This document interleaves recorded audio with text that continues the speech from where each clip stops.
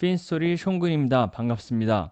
디딤돌 대출이 또 개정이 됐습니다. 2023년 들어서 벌써 두 번째 개정인데요.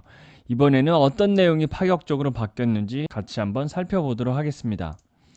자, 디딤돌 대출인데요. 그러니까 2022년 버전과 2023년 1차 개정인데 이번에 한 번 더 바뀌어서 2차 개정인 내용을 좀 모아봤습니다. 어떤 내용이 바뀌었는지 좀 보시나요? 자, 쉽게 정리해 드리도록 하겠습니다. 이번에 2차 개정의 주된 타겟은 누구시냐면 두 자녀 이상인 다자녀예요. 다자녀. 그래서 어떤 내용이 바뀌었냐면 주택 가격이 원래는 5억까지만 가능했는데 6억으로 늘어났고 대출 한도가 3억 1천까지만 가능했는데 4억으로 늘어났어요. 개정된 표를 같이 한번 살펴보시면 디딤돌은 원래 주택 가격이 얼마까지 가능한가요? 여러분 5억까지만 가능하죠.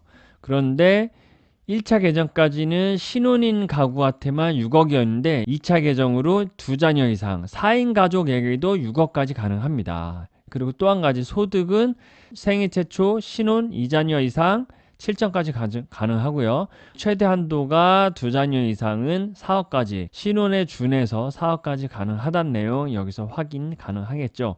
지금 빨간색으로 표시한 내용들이 2023년에 개정된 내용이에요. 그래서 디딤돌 대출이 사실 이렇게 개정이 되면은 언론에도 좀 뿌리고 기사에도 나와야 되는데 그런 내용이 없어요. 조용하게 이렇게 하나씩 개정이 되다 보니까 저희 채널에서 말씀드리지 않으면 참 발견되기가 어려운 것 같아요. 그러면 우리 이자녀에 대해서 이 용어 설명이 좀 필요한 것 같아서 준비를 해봤습니다. 이자녀란 무엇인가? 자녀가 2명인 거는 무엇으로 확인하냐면 여러분 가족관계 증명서를 일단 확인을 하고요. 또한 주민등록 등본으로도 확인합니다. 그러면 성인인 자녀가 있고 미성년인 자녀가 있는데 디딤돌에서 얘기하는 이자녀 자녀의 기준은 만 19세 미만이어야 돼요. 만 19세 미만. 그러니까 성인인 자녀는 해당이 안 됩니다. 만 19세 미만인 자녀여야 하고 세대가 분리된 자녀가 있을 수 있겠죠. 주소지 이전을 통해서 할아버지 할머니 밑에 가 있거나 그렇게 전출된 자녀도 가족관계 증명서상에 엄마 아빠 자녀가 있는데 등본을 떼어보니까 거기 없어요. 그러면은 등본을 통해서 세대가 분리된 자녀까지 포함이 됩니다. 그러므로 디딤돌 대출할 때는 기본적인 제출해야 되는 서류가 가족관계 증명서랑 주민등록 등본이 되겠죠. 다자녀의 개념, 2자녀, 뭐 3자녀, 3자녀부터는 다자녀라고 하더라고요. 그래서 1자녀, 2자녀, 3자녀, 다자녀의 개념은 이렇게 좀 간단히 설명을 해봤고요. 다자녀가 되면은 디딤돌은 우대금리를 또 파격적으로 해주죠. 일단 1자녀면 0.3, 2자녀면 0.5, 다자녀가 되면 0.7까지 감면 혜택이 가능하겠습니다. 처음에 디딤돌 대출을 실행할 때는 나는 아이가 없었어요. 아이가 없는 상황인데 출산을 한 명씩 합니다. 한 명하고 2명하고 3자녀 이상인 다자녀까지 가면은 증빙 서류를 제출하면 그 시점부터 여러분 우대금리를 적용을 해줘요. 오늘이 2월 14일인데 2월 14일 날 대출을 실행하고 7월 14일 날 출산을 하게 되면 1자녀 0.3 혜택, 또 내년에 7월 14일 날 두 번째 자녀를 출산하면은 또 0.5 혜택, 이렇게 우대금리 혜택이 가기 때문에 증빙 서류를 제출하시면 우대금리를 제출한 시점부터 적용을 해줍니다. 꼭 챙기시고요. 그렇다면 디딤돌의 현재 금리가 어떠냐? 금리표는 위에가 기본이고 생애 최초로 주택을 구입하는 신혼인 경우에는 아래표를 적용을 합니다. 그래서 기본적으로 우리가 30년으로 적용을 했을 때 가장 높은 금리는 3.0, 그리고 생애 최초 신혼은 30년으로 했을 때 2.7이죠. 여기서 이제 자녀 수가 들어가고 다른 혜택이 있으면 쭉쭉쭉쭉 금리가 빠져서 위에 있는 일반 디딤돌은 최저 1.5, 생애 최초 신혼은 최대 1.2까지 가능한 겁니다.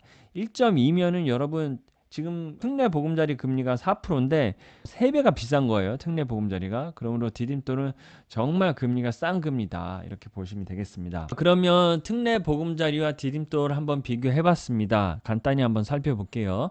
우리 주택 가격은 다자녀까지는 신혼은 6억이고 특례 보금자리 9억, 그리고 가격 기준은 KB나 내가 거래하는 금액 중에서 둘 중에 낮은 게 5억 혹은 6억이면 되는데 우리 특례 보금자리는 KB 시세와 매매가 모두 9억 이하여야 되고, 우리 면적 기준이 디딤돌에는 있어요. 면적 기준은 너무 크면 안 되는 게 있고 특례 보금자리는 면적 기준은 없습니다. 우리가 가장 아쉬운 게 댓글로 질문 주시는 우리 구독자분들도 나는 만 30세 이상인데 결혼 안 했어. 그러면 디딤돌은 어떻게 받나요? 이분들은 면적이 작아야 돼요. 면적도 작고 만 30세 이상 미혼 단독 세대주는 최대 한도가 1억 5천밖에 안 됩니다. 그래서 그 디딤돌 대출은 기혼하신 분 그리고 생애 최초 신혼이신 분들한테 너무나 유리하다. 미혼자이신 만 30세 이하는 아예 대출이 되지 않을 뿐더러 만 30세가 넘었어도 미혼이라고 단독 세대주 1인 가구라면 대출 한도가 절반으로 줄기 때문에 너무나 불리한 제도다. 다만 만 30세 이하나 이상인 미혼인 분들이 어떻게 하면 돼요? 부양가족을 직계 존속 중에 한 분이나 미성년인 형제 자매를 부양가족으로 넣고 6개월 이상 유지한 상태에서 대출을 신청하면 어떻게 돼요? 원한대로 대출은 나옵니다. 원래 조건대로. 그래서 우리 구독자분들 중에서도 1인 가구들이 굉장히 많으신 것 같아요. 그래서 디딤돌이 금리가 저렴하니까 준비하려고 하시는데 사실 이제 부양가족을 넣는 방법밖에는 없습니다. 그게 아니면 여러분 특례 보금자리로 가셔야 돼요. 자, 그래서 특례 보금자리 좀 더 설명을 드리면 대출 한도는 우리 보니까 최대가 신혼이나 다자녀, 이자녀 가구를 했을 때 그 4억인데 특례 보금자리는 5억이죠.